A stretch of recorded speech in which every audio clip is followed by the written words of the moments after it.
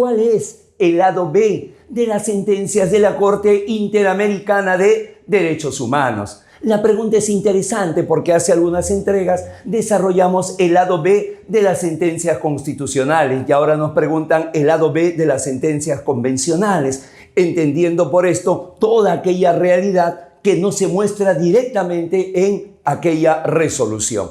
Comencemos. Número 1. Se evidencia graves violaciones de derechos humanos que los estados debieran solucionar en sede interna.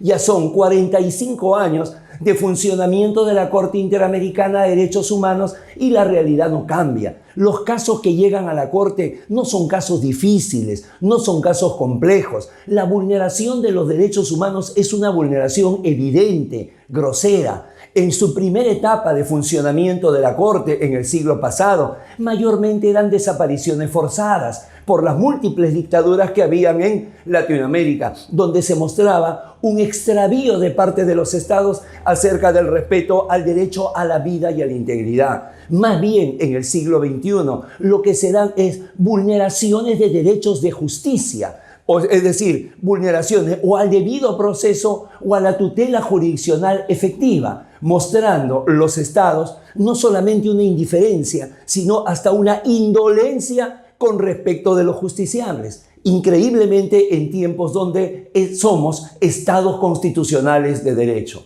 Número 2. Los países no aprovechan la oportunidad de remediar esto. Es decir, antes de llegar al largo proceso de la Corte hay dos posibilidades en que esto pueda terminar. Primero, cuando llega la Comisión Interamericana de Derechos Humanos, poder llegar a un acuerdo. Y en segundo lugar, cuando ya llega a la Corte, hacer un reconocimiento pleno. Sin embargo, las pocas veces que los estados realizan reconocimientos son reconocimientos parciales.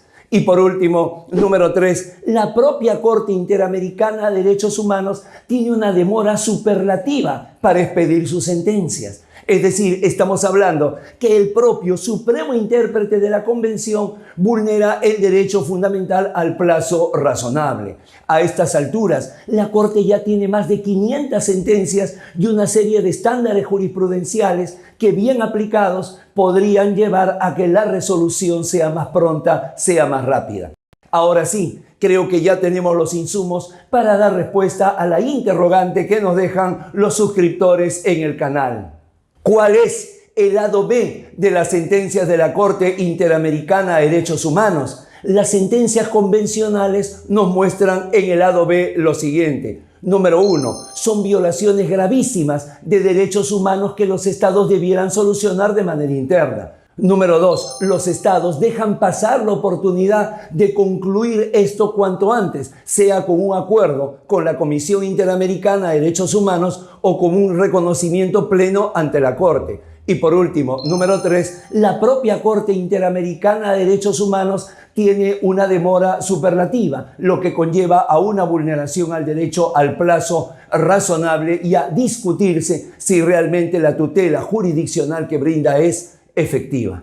Suscríbase a Tribuna Constitucional. Diariamente recibirá información relevante y oportuna. La profundización acerca de las sentencias de la Corte Interamericana de Derechos Humanos en particular y del derecho internacional de los derechos humanos en general los encuentra en los diversos cursos y asesorías que brinda EGACAL Escuela de Derecho. Han sido muy amables por su tiempo. Muchísimas gracias. Que estén bien.